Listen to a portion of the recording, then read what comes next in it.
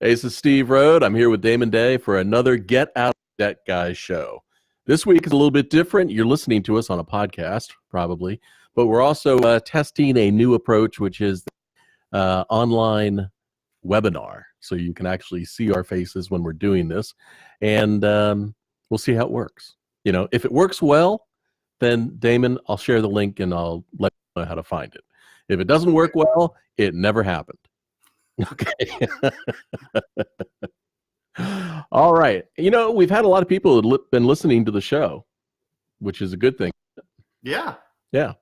And so we decided to come back do it again. This week, or today, I want to talk about the offers that people are getting in the mail. They're getting these personal loan offers in the mail that look like you have credit problems, you're deep in debt, and you're going to get a personal loan.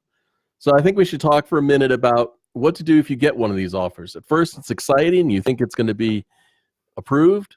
What's reality, Damon? Throw it away. Well, I have a general rule. Anything that you get, especially in the mail, unsolicited that has to do with finances, you might as well just throw it away. I mean, you can look at it, you can investigate it, but if it's unsolicited, it's probably not going to be the best deal for you. Well, that's a good point. So you get something in the mail, and if it's from somebody that has a product or service to sell, right, that is a sales offer you are being sold to. If you get something from your doctor about your test results, that's a factual statement. Yeah. Well, and you know, it's not that you automatically assume, you know, it's going to be a sales pitch. It doesn't mean it's horrible, but you just got to assume the majority of the stuff that you receive unsolicited in the mail is probably not going to be in your best interest. That's just the reality of it. So what do? I open the mail, and the one I've got here in front of me actually says, you know, congratulations, you've been pre-approved. What does that mean, pre-approved? That means you're pre-approved for something. Yeah, you know, I always think it just means that you're pre-approved to get the offer.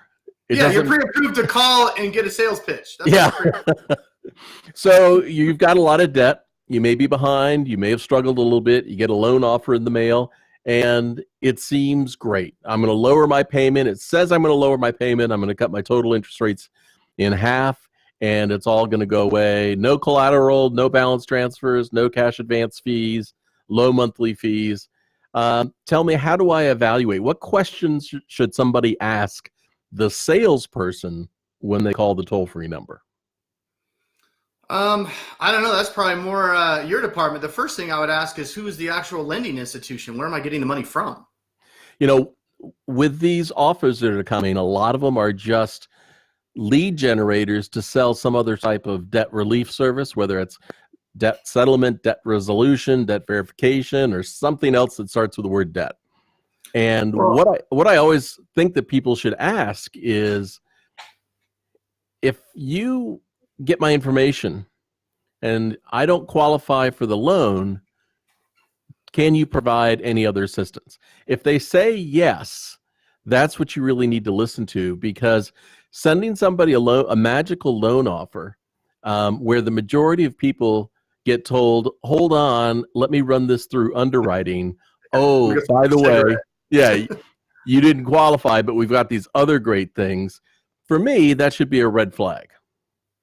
Yeah, like, you know, if you get like anybody in debt is going to get like offers from, you know, Lending Club and Prosper and Lending Tree and some of those, you know, companies that you hear about all the time. They're going to scour credit, you know, reports and send, you know, unsolicited offers. And those are typically, whether or not you qualify for them, those are actual loans. But when you start getting all these offers from companies you've never heard of, most of the time, that's what it is. It's essentially just a bait and switch, where maybe there was a possibility of the loan, but I think in many cases, you know, the possibility of a loan never even existed, no matter what your qualifications were. And like you said, it's just an advertisement. It's a mailer where you're going to call in and they're going to bait and switch you, where you think you're getting this awesome, wonderful loan that's going to lower your payments and lower your interest.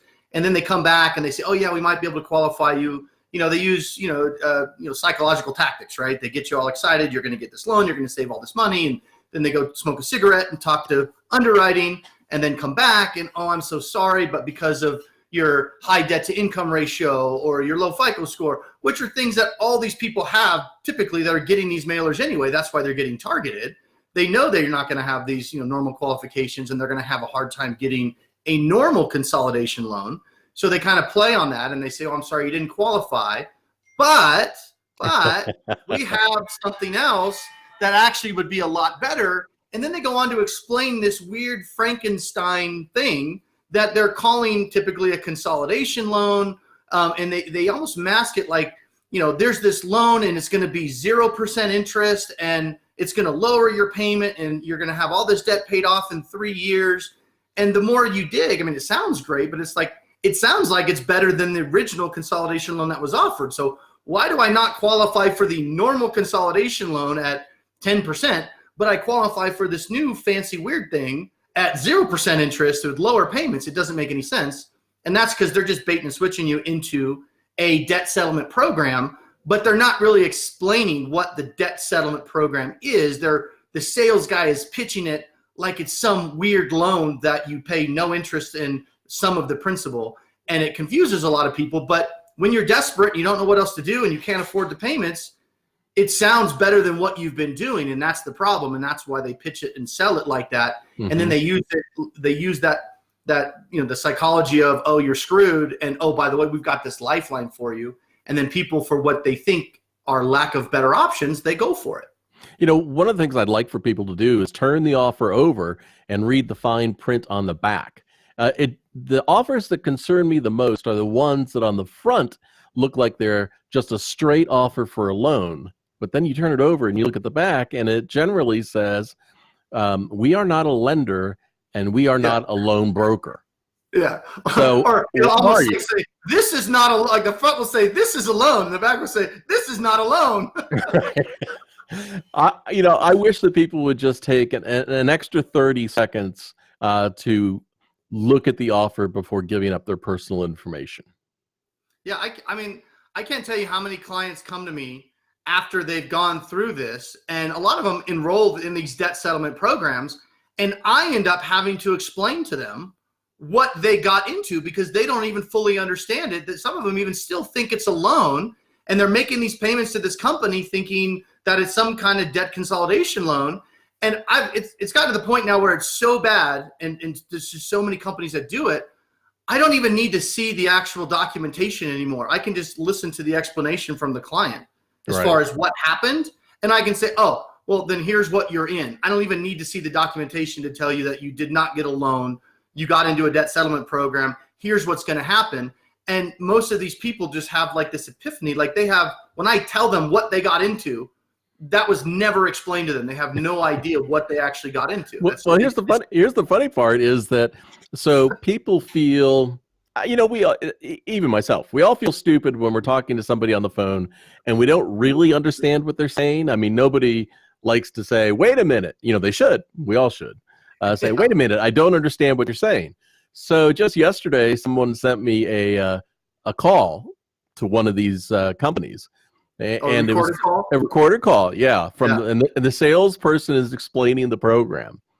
Damon, I'm a consumer debt expert. I didn't have a clue what the guy was saying. I don't think the guy understood what he was saying. So it's okay if something doesn't make sense. It is absolutely okay to say, "Hold on, please explain it to me so I can understand." The call I heard yesterday was actually for student loan relief, where the salesperson was saying that he needed your information so he could log into your FSA account. Sure. Didn't even know the right acronym. Well, and the biggest thing, and once you get past the mailer and then you get on the phone, you just have to realize at this point it's going to be 100% true. If you get an unsolicited offer and then you get on the phone with somebody, who doesn't matter who it is, that person is not there to help explain what you got offered. They're there to sell you what you're being offered. It's typically not going to be, I don't know, professional is thrown around very loosely these days, but it's going to be a guy or gal that sits there all day long and takes phone calls from people that respond to these mailers, and they have their script, and it doesn't matter what your situation is, they're going to go through their script and try their best to explain what it is they're trying to sell you through their own eyes, because most of the time they don't even know what they're trying to sell you. So don't make the mistake of thinking these people are there specifically to help you figure out how to solve your problem. They're there to sell you whatever that thing is, and they're taught to explain it in the way that is typically, confusing at best, or, a rosy version of what it is they're selling you, but they're not going to give you all of the specifics and all of the details and, oh, you could get sued if you do this, or this could happen to you, or this could happen to you. That's a problem for somebody else, because their only job is to get you to say yes and send money. So as long as they can get you to do that, whatever else they don't tell you is your problem. And here's something that I struggle with. A company will contact me and say, but we do make loans, and yet their offers look very similar. And so the question is, how can somebody tell a legitimate offer from an illegitimate offer without grilling the person on the phone and asking lots of questions? Well, I think you alluded to this at the very beginning. A real lender with the intent of giving you a consolidation loan is not going to have a backdoor debt settlement option at the ready on the call. They're going to say, I'm sorry, you don't qualify for this loan because, or they'll say, you'll get a Dear John or a Dear Jane letter in the mail that tells you why you're not good enough for us, or whatever it is. But if it's legitimate, they're not going to have a backdoor better option, and here's how it's going to work, and no interest. Once they get into that, your best bet, just hang up the phone. You don't even need to explore it. I can already tell you it's a debt settlement pitch. It doesn't mean that maybe a debt settlement strategy is wrong for you. It just means that now you need to stop, take a step back and say, wait a minute, I went into this with the mindset of I was going to get a consolidation loan and I was prepared for that. Now I'm not going to get this consolidation loan. What's this debt settlement thing that they're going to try to pitch me? Maybe if I don't fully understand that, I need to do some research on debt settlement and debt settlement companies and how that works. And that research is not going to get done on the phone with that salesperson. So just say thanks, no thanks. So here's an alternative solution is I have proposed to some companies, hey, why don't you, if you're going to start with the loan pitch, I get that, but why don't you put on the letter that the consumer is responding to that if they don't qualify, you are also going to potentially offer them this, this, and this. And the response that I've heard is, you know what, that's going to lower response rates. Well, honestly, I don't know if it would lower response rates because, unfortunately, most people don't read fine print. They just see the big stuff that sounds good, unfortunately, and they call. And, they're looking for a solution, so it makes them susceptible to believing whatever this person is saying because it sounds better than what they're doing, unfortunately. All right. But, it's a step in the right direction, I would agree. Yeah. It's difficult when you're talking about dealing with personal finances and getting out of debt because on one hand, we could talk about all the fantastic ways to save money and change services and do all that other stuff. On the other hand, the people that are coming to us and asking us questions, sending me questions through getoutofdebt.org and contacting you are people who are already deep in a situation and are looking for help out. They're not thinking ahead about what happens if I ever get in this situation. They're deep in it and panicking and making questionable decisions. Yeah, so, I've been there. And go ahead. No, I've been there too, and it's embarrassing. It's shameful. You don't know who to talk to. It's not like you can get together with the neighbors and a bottle of wine and talk about your financial failure or something, Yeah. And so people kind of tend to drift towards the most magical message they can find, and the person that's going to give them the rosiest outlook. Yeah. Well, I always tell when consumers call me for help, I always say, look, there's no judgment here. How do you think I became an expert at this stuff? Right. All the good people good people have lived through it. Yeah. I've got a finance degree, but I didn't learn any of this stuff in school. That was a waste of money as far as I'm concerned. But the only reason I'm so good at all this stuff and I know all this stuff is because I've lived through it multiple times, not just one. Trust me, whatever you're going through, I've gone through it, and that's how I know what you're facing and what you're going to be looking at. So I like to joke about it and be lighthearted about it. And I know it's a serious subject, but I find adding that levity to it really helps people to open up and talk about it and just know that I'm not sitting here judging you and, well, you should have done this and you should have done that. Whatever happened, happened. Now it's just about where are we at today? where are we trying to go, and what options do we have available to get there? And that's I'm not judging you. My motto is there's no sense dying all tensed up. So let's just take a deep breath here. Let's figure it out and come up with a plan rather than just react. But one of the things that people are reacting to, we have 4 minutes left. One of the things people are reacting to is they get an offer. They're getting one of these offers most likely because they do have some credit issues and their FICO score is not all that good. Last time we did talk about FICO scores a little bit, but again, I would like to reiterate that a FICO score is not a score of how well you're managing your money. It is a marketing score that's generated to see how much access you have to new money and at what rate. Yeah. I mean, we don't have time to get into it, but I mean, as far as I'm concerned, FICO is just a scam. It's a way to get more money out of people that don't know how the FICO system works. And there's ways that you can actually, I don't know if manipulate it is the right word, but it probably is, but use that score to, your advantage to give yourself the best chance if you do need to get a new loan. I mean, there's ways to swing your FICO 100 points sometimes. I mean, it's crazy. Within a month. Within a month, exactly. It's just crazy that everything is based on this score that can swing so wildly depending on where you pull it and what you do 30 days ago. It's ridiculous. All right, Damon. Hey, we finished another podcast, and thank you so much. I appreciate your input. We're going to have to get you a better microphone. Since I sent you that new chair last time, the one that didn't squeak. Oh, wait a minute. What? I didn't send you a new chair, did I? Am I too far from the mic? Is it not picking up? No, it's kind of echoey, but that's just ambiance.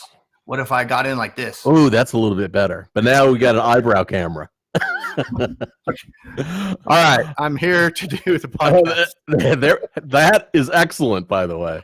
I need to get one of those popper things that you have. Yeah.